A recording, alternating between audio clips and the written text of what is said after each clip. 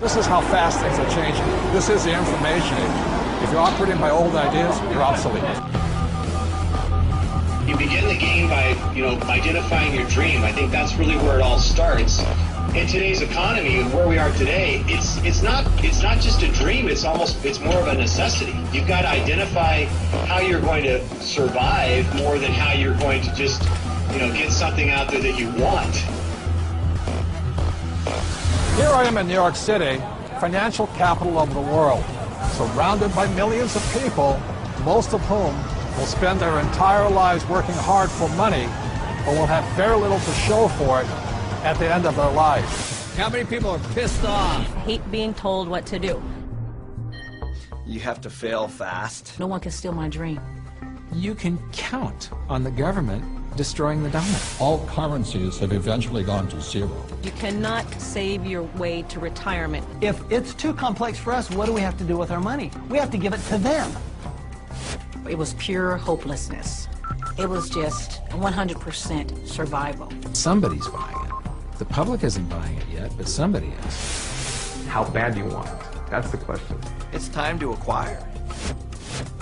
An unfair advantage. What is an unfair advantage? What you're about to learn may just change your life. It's showtime, baby. Let's hit it. The greatest opportunity in the history of mankind is here. We're in the greatest economic change in the history of the world. This is going to be the biggest wealth transfer in my lifetime. We've got an entire society that has been built up over the years with the idea that financial institutions are a better place to put your money than to take control of your own life. If you have a solid financial education, taxes, debt, inflation, and retirement can make you richer, not poorer.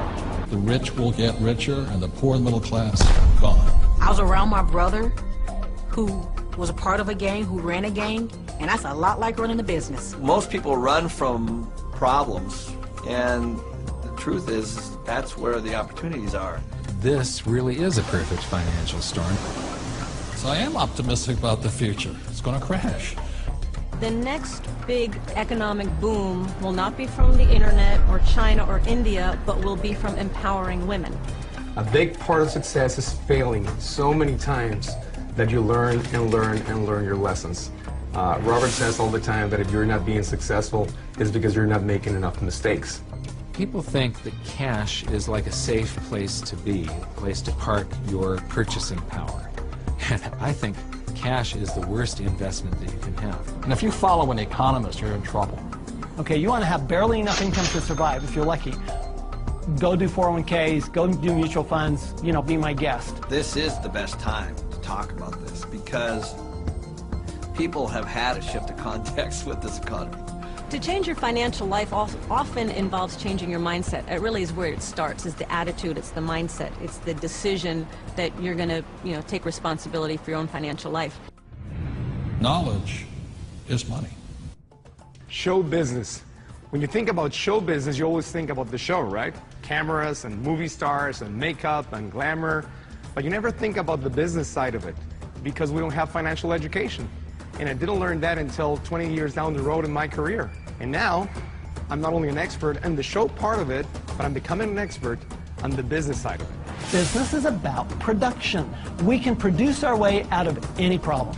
I was probably age 8 when I started thinking about millions. The very, very first step is you've got to select your dream, because taking control of your financial life starts with a dream. There's got to be a bigger purpose than just making money. If you don't have something that is bigger than you, a dream, a huge dream, you're going to quit. Your friends and who you hang out with, whether you're a child or whether you're an adult, will dictate your destiny and your future. And so you have to be picky and choose your surroundings very carefully. It's creativity. It's brainstorming. It's being around like-minded people. People have so many emotions attached to money. And it might be because of how their parents thought about money, or an experience they had around money that, they think it's evil, or they think rich people are bad people, and all of this stuff. But if you just break it down, money is just a tool to be used in this world. Everybody today uses money, like it or not. The absolutely fastest way to put money in your pocket is to reduce your taxes. Gold and silver have been the safe haven asset for every second of the last 5,000 years. My real estate that we own, you know, through depreciation wipes out most of our taxable income. You know, it just makes so much sense to me, you know, and it's so much easier. I went to war to fight for capitalism. I fought for the freedom for a person like me who had nothing, to work hard, to use my brains, and to build a better life for myself and many other people. The problem isn't capitalism. The problem is laziness. People who expect something for nothing. The problem is greed. People who take more than they give. And the problem is ignorance, an education system that thinks that money is the root of all evil. It's ignorance, it's financial ignorance that has caused so much of this problem, not capitalism.